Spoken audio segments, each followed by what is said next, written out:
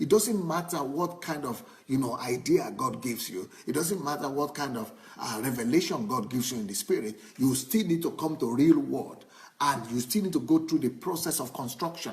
So there was, we could say, because most of the time when I see Christians talk about Joseph, I mainly hear them talk about the revelation of God. Well, the revelation of God, the wisdom of God gave him to interpret the dream. That is the God aspect of it. That is what God did. God gave that revelation. So that is the God aspect. Why don't we just talk about the human aspect, the natural aspect, the aspect of it, of what, Joseph had to do himself?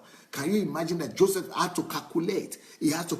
Do you know how much amount of architectural calculations and mathematics goes even before your house is built? Do you know how much of calculation is done by civil engineers, just or architects, just to be able to, to construct your house or where you live? But what about constructing, a storage system for 14 years?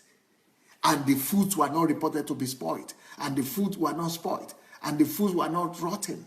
So can you imagine the kind of mind that man has developed? Can you imagine the depth of mathematics that up till now, even through in the age of computer, we still have not been able to, build it. We still don't know the secret behind pyramid up till now. We still don't know how pyramids could be built. Right now, people are not even capable of building pyramids again. And I think that whole idea, that whole technological know-how is coming from the mind of Joseph. I mean, that is a brilliant mind. And that is what work is about. We need to work on ourselves. We need to develop our mind. We need to do mental work, intellectual work, to develop ourselves so that we'll be able to fulfill the mandate of God upon our lives.